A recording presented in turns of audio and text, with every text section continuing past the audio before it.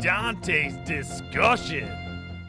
Welcome back to another edition of Dante's Discussion Questions. That's right, I asked you the question for the following video for your answers. New question, of course, this one is going to be about Dark Souls 2 and PvP, of course, like the majority of these Dante's discussions have been. Still coming to a close with Dark Souls 2, you know, waiting for Dark Souls 3, of course. But there are some unanswered questions, or at least unanswered opinions about what certain things are in Dark Souls 2 PvP. And the question here is, what are the best weapons to use PowerStance in Dark Souls 2 PvP? Or what are your favorites? Or just something you want to talk about? I don't know, something that's interesting, whatever. The whole point of this is not dual wield. I don't mean dual wielding, I mean power stancing. So, I mean, technically, I guess it is dual wielding, but I don't mean you have to be power stancing is what I'm talking about. Must be power stance, not a great hammer in your left hand and a, rapier in the right hand. That's not power. You can't power stance those two weapons. So I'm looking specifically for power stancing. What is the best power stancing, or what is your favorite, or what do you use, or what do you like to use, what do you like to see? There are tons of options, because you can sort of mix match some of the heavier weapons with some of the heavier weapons and light weapons with light weapons, vice versa. And sometimes you can even do a great sword with a long sword, but then it makes your long sword act like a great sword, so it's kind of worthless in a sense, except for, I guess, the weight. And it's interesting how you can do that. But I've seen a lot of things. I've seen people make me get bled with power stancing daggers. I've seen people try to do poison with daggers. Daggers, aside from those specific type of I guess I would say specific type of effects on you, I don't think daggers are very good for power stancing unless they're making you get bled or get poisoned. Straight swords, very similar to that. Straight swords at least are a little bit quicker and do more damage. I can see people getting hit by them, but it's a little bit more rare, especially in higher level. People are just going to poise through the first hit, and you're not going to be able to get the damage in. Great swords. Now, great swords is interesting. There are some cool things with great swords you can do. One of them is the Moonlight great sword.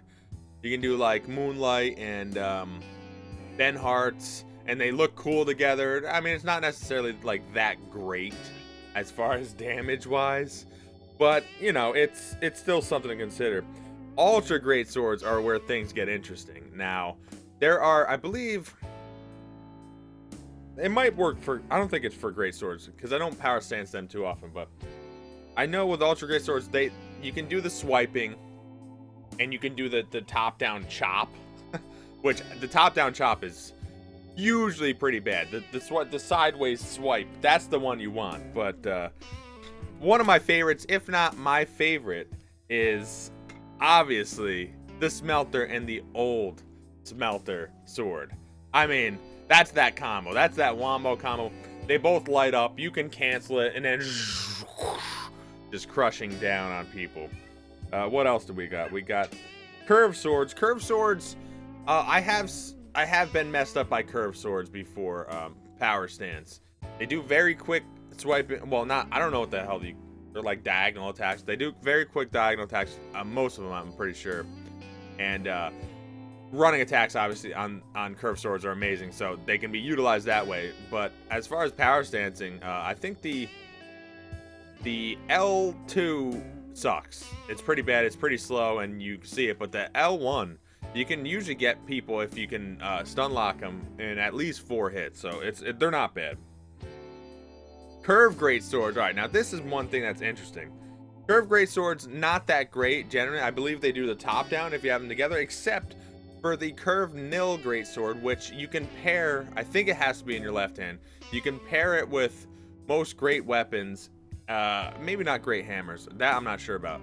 And it does a sort of specialized L2 attack, I believe, where you do like a spinny attack and then you do a bash. It is pretty cool, I gotta say. But it's not that viable, because once you see it once, you know how to get away from it. So it's not that great. But we have katanas. One thing I like about the katanas are using the washing pole with really anything else that you can use it with, because the washing pole is so long, you might be able to stun somebody and you get that extra hit, that extra range with it, and maybe you can get the 2-hit combo off. So I like that. But other than that, if you use 2 cast blades, you're gonna do some damage, especially on a counter hit, and especially if you're close and get the proper hit. Oh, it's gonna be gross. Thrusting swords. Now, thrusting swords are interesting because I've seen people try to utilize double ice rapiers buffed up, and it can do damage, but you know it's happening. It's not that quick to where you can't react to it. So I actually don't think it's that great. I think one-handing it is better because it's just slightly quicker. Two-handing it, you sort of have to get lucky. Axes I think are pretty bad power stance. They do like a weird swiping thing, diagonal swiping thing, where you hit like 4 times or something, but it's pretty slow and it's very short. I'm not a fan. I don't like it. Of course, a lot of these you can mix match with straight swords, and then I think you can get the sideways swipe. So that might not be bad, because the one hand, obviously, running attack of most axes are pretty damn amazing. We have great axes. Great axes are they? I think they're side swipey, which isn't that bad. But usually great axes are pretty short. So in that case, you might as well just stick to like a great sword or an ultra great. Like, come on, what's going on here? Hammers are like axes, and they're just bad. They're just bad as far as power stancing, as far as from what I remember. So just stay away from hammers altogether, not even just power stancing. Great hammers, these are slightly different. They do like a weird like twisty thing when you do the L2, and I have seen people sort of get like an R1, either just a regular R1 attack into an L2 somehow, or a rolling attack with the hammer and then into like an L1 somehow. Like, I wasn't really able to replicate it, but they were able to get the 2 hits off, and I was never able to.